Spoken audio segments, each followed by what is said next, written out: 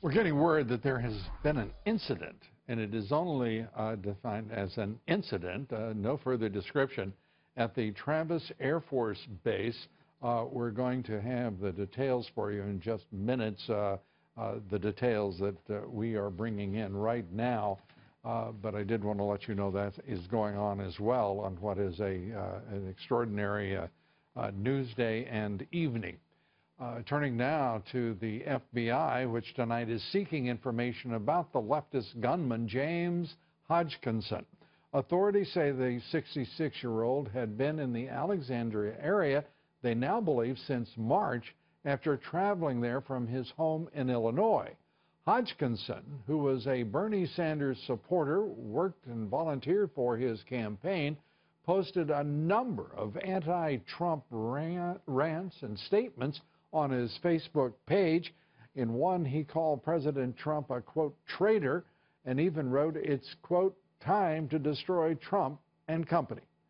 Joining me now to talk about all of this, all of the latest from the shooting today in Virginia, the man who served in 3 presidential administrations, chief political advisor to the House Republican leadership, Fox News contributor, the Dean, Ed Rollins, and Pulitzer Prize-winning columnist for the New York Post, Fox News contributor, Michael Goodwin. Good to have you both here. And let me start with this shooting today. There is this discussion of unity in the House, some considerable public drama here around that call for unity.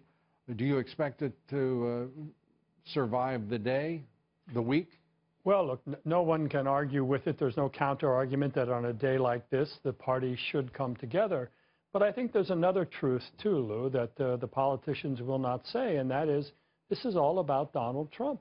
There is this vile hatred that is shadowing him, and this is very much about his election. This is a continuation of the Kathy Griffin severed head, of Madonna fantasizing about blowing up the White House, of even the Shakespeare in the Park production where Trump is Julius Caesar and assassinated, and the audience loves it. There is something unleashed. In New York. Yeah, New York, yes. And there's something unleashed on the left, and my feeling is that too many mainstream Democrats have been too silent about this. This is a cancer, and it's spreading. It is all of that, and I think likely much more. Ed, your thoughts? Well, first of all, there's a great hatred out there, and it's all so coalescing around Trump and Trump supporters, which is very unfair. We have a two-party system, and obviously he represented and won fairly our party. The thing I think I worry about, I mean, I hope it's more than a one-day drill here. This could have been a massive tragedy, and fortunately that Scalise, being in the leadership, had a couple of security guards.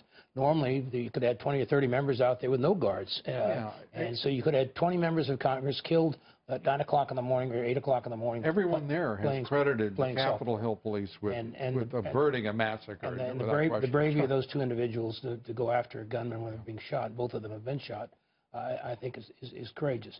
But I think the thing that bothers me is we're now at a point where our political system has crippled our justice system. And one of the things we've talked about for several nights here, we have an attorney general who's now taken himself totally out of the factor and turned it over to a special prosecutor, special counsel. Special counsel now, earlier tonight, you're talking about the reporting of the Washington Post. Him going after the president for, I think, an idiotic charge. If it is true. Okay, if it's true. If it is true, should Mueller be fired by the president? Should the leadership of the Senate Intelligence Committee, the House Intelligence Committee, the House of Representatives, and the Senate say, enough, this is ended?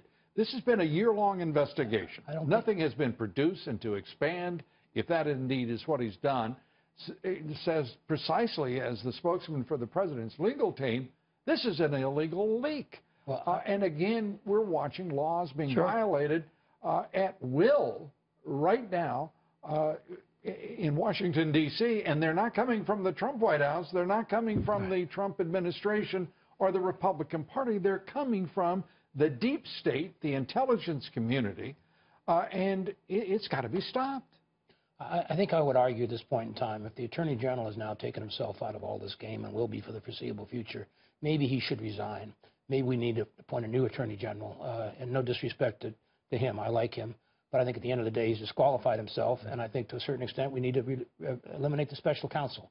As Michael Goodwin today wrote, and that Sessions was President Trump's mistake. Yeah. Look, I mean, I think that when you look back, Sessions said yesterday he recused himself because of Justice Department regulations, that anybody involved in a campaign can have nothing to do with an investigation of that campaign, which makes perfect sense. But when did he learn that? And when did President Trump learn that? Because that would have been a reason not to appoint Sessions to that job, because you see what's happened. You've lost control of this investigation. You have a career prosecutor, Rod Rosenstein, who is not beholden, not aligned with the administration at all, and he gets to appoint Mueller. He gets to decide that Mueller was necessary. And Rod Rosenstein is turning out to be something of a grandstander himself, and not particularly adroit, at least in service of the government.